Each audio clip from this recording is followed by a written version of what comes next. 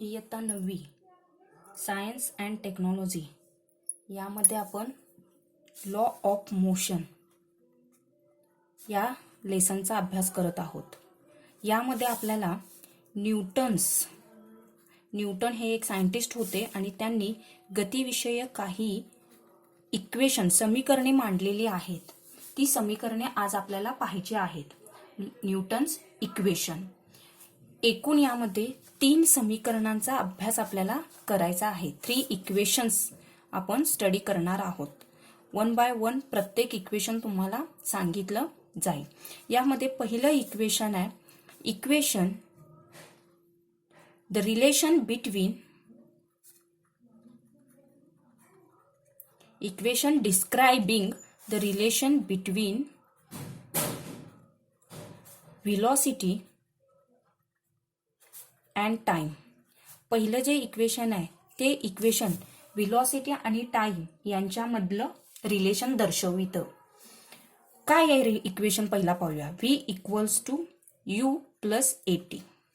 v equals to u plus AT हे आपल्याला काय करायचं आहे आता डिस्क्राईब करायचं आहे किंवा हे इक्वेशन कुठून आलं आणि न्यूटनने कशा पद्धतीनं डिराईव्ह केलेलं आहे ते आपण पाहणार आहोत. v equals to u plus AT velocity related with time.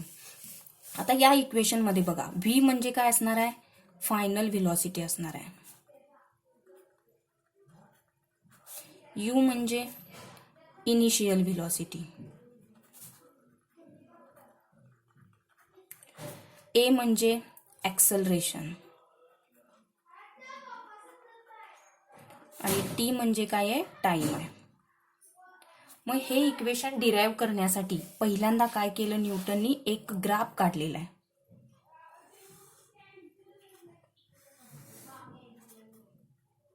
या ग्राफमध्ये ही आपली एक्स ऍक्सिस असेल, ही काय आहे वाय ऍक्सिस आहे. एक्स ऍक्सिस वरती काय असणार आहे टाइम असणार आहे. वाय ऍक्सिस वरती काय असेल व्हेलॉसिटी असेल. यामध्ये व्हेलॉसिटी आपल्याला इनिशियली पण दिलेली आहे आणि फायनल दिलेली आहे. त्यामुळे इथून जर समजा एखादा ऑब्जेक्ट मूव्ह होत असेल, आपण या पॉइंटला ओ असं नाव देऊया. इथून स्टार्ट होऊन इथं एक पॉइंट जर आला तर त्याला आपण डी असं नाव देतोय आणि ही काय आहे आपली इनिशियल व्हेलॉसिटी आहे. आणि डी पासून हा जो पॉइंट आहे सी आपली काय फायनल व्हेलॉसिटी. उदाहरणार्थ शिरोळ पासून आपण कोल्हापूरला जायचं आहे पण आपलं जयसिंगपूरमध्ये काम आहे, त्यामुळे आपण शिरोळ पासून सुरुवात केलेली आहे. जयसिंगपूरमध्ये एक स्टॉप घेतला म्हणजे ही आपली काय झाली इनिशियल व्हेलॉसिटी झाली. ओ पासून डी पर्यंतची आपली काय असेल इनिशियल व्हेलॉसिटी असेल. आणि डी पासून आणि पुन्हा आपण कुठं पोहोचलेलो आहे कोल्हापूरला पोहोचलेलो आहोत. त्यामुळे ओ ते सी आपली काय असणार आहे फायनल व्हेलॉसिटी आपली असणार आहे. ओ ते सी ही काय असेल फायनल व्हेलॉसिटी असेल. त्याच्यासाठी आपल्याला इतका टाइम लागत आहे म्हणजे इथून सी पर्यंत जाण्यासाठी आपल्याला वेळ किती लागतोय एवढा लागतोय किंवा 2 तास 3 तास लागतात. त्याच्यासाठी आपण त्या पॉइंटला नाव काय देणार आहे ई असं म्हणणार आहे. तो पॉइंट आपला काय असेल ई असेल. हा ग्राफ लक्षात आलेला आहे तुमच्या. मग याच्यावरून आपण काय काढू शकतो ऍक्सलरेशन काढू शकतो. सगळ्यांना माहिती आहे acceleration a equals to final velocity minus initial velocity divided by T time. Final व्हेलॉसिटीसाठी आपण काय वापरतो v वापरतो. इनिशियल व्हेलॉसिटी म्हणजे v minus u divided by T असेल. पण इथं बघा v म्हणजे फायनल व्हेलॉसिटी काय आहे आपली ओ सी आहे. फायनल व्हेलॉसिटी काय आहे ओ सी आहे. ओ सी मायनस इनिशियल व्हेलॉसिटी काय आहे ओ डी आणि टाइम काय आहे टी आहे. त्यामुळं ऍक्सलरेशन ए इक्वल्स टू काय आलं O C minus O D upon T आलेलं आहे. पण बघा इथं ओ सी फायनल आहे ओ डी इनिशियल आहे. मग आपण त्याच्यावरून काय काढू शकतो सी डी काढू शकतो. कसं काढणार आहे बघा आपण सी डी. कारण हा पूर्ण आपला व्हेलॉसिटी ओ सी आहे म्हणजे आपण इथं काय म्हणू शकतो बघा ओ सी इक्वल्स टू काय लिहू शकतो आपण C D plus O D. O C ग्राफमध्ये बघा ओसी हे पूर्ण व्हेलॉसिटी आहे. ही ओसी म्हणजेच काय असणार आहे, सीडी अधिक ओडी, म्हणजे या दोघांची बेरीज म्हणजेच काय असेल, ओसी असेल. त्यामुळे ओसी इक्वल्स टू काय लिहिलं, सीडी प्लस ओडी.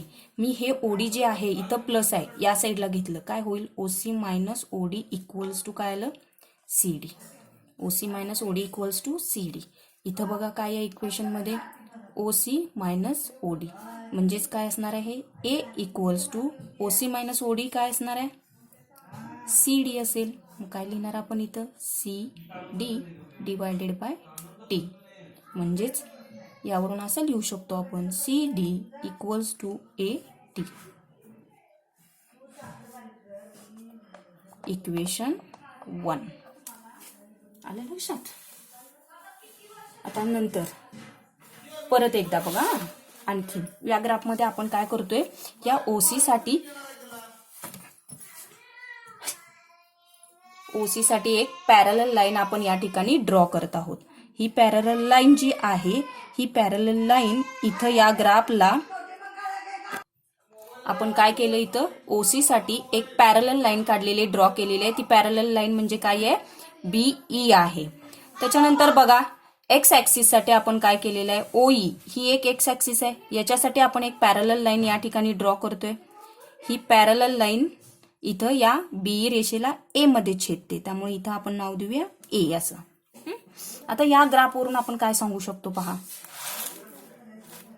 इथं लिहूया,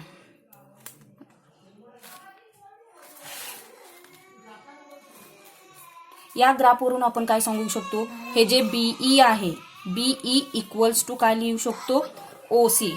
बीई इक्वल्स टू काय लिहू शकतो, ओसी. इथं लिहूया, बीई इक्वल्स टू काय आहे, ओसी आहे. त्याच्यानंतर बघा A B, A B equals to काय आहे, C D. A B equals to C D. AE, AE equals to काय आहे, ओडी. एई इक्वल्स टू काय आहे, ओडी. मग याच्यावरून आपण इक्वेशन असं लिहू शकतो, BE equals to A B plus AE. A B equals to BE equals to A B plus AE. मग हे ए बी म्हणजेच काय आहे, सी डी आहे. ए बी म्हणजेच काय आहे बघा इथं, सी डी अधिक एई, एई म्हणजे काय आहे, ओडी आहे. एई म्हणजे काय आहे, ओडी आहे. मग ही टोटल जी व्हॅल्यू आहे बीई म्हणजेच काय, ओसी, आणि ओसी म्हणजेच काय आहे, आपलं व्हेलॉसिटी आहे. त्यामुळे व्ही काय येणार आहे, बीई म्हणजेच काय असणार आहे, आपली टोटल व्हेलॉसिटी असणार आहे. त्यामुळे त्याच्यासाठी आपण काय यूज करणार, व्ही यूज करणार. आणि सीडी म्हणजे काय येतं बघा, इथं काढलाय ना तुम्ही, CD equals to AT. CD equals to काय आहे, एटी. तीच व्हॅल्यू आपण इथं टाकूया, सीडी इक्वल्स टू, या ठिकाणी आपण काय लिहिलं, बीई म्हणजे काय घेतलेलं आहे, व्ही घेतलेलं आहे. आणि सीडी म्हणजे काय आलेलं आहे, व्हॅल्यू आपली 80 आलेली आहे, प्लस ओडी. ओडी म्हणजे काय असेल सांगा इथं, ओडी म्हणजे आपण काय सांगितलं, इनिशियल व्हेलॉसिटी. त्यामुळे ओडी इक्वल्स टू काय आलं, यू आलं. मग हेच आपण अशा पद्धतीने लिहू शकतो, V equals to U plus AT. बघा आपलं इक्वेशन पहिलं आपल्याला काय डिस्क्राईब करायचं होतं, V equals to U plus AT. आणि हे आपल्याला या ठिकाणी मिळालेलं आहे. तुम्ही काय करायचं आहे, आज तुमच्या नोट्समध्ये देखील एवढं जे मी प्रिंट आता या वहीमध्ये जेवढं लिहिलेलं आहे एवढं इक्वेशन सगळ्यांनी लिहून मला सेंड करायचं आहे. बरीच मुलं करत नाही आहात तुम्ही, मी इथं लिहिते, लिहून सेंड करणे.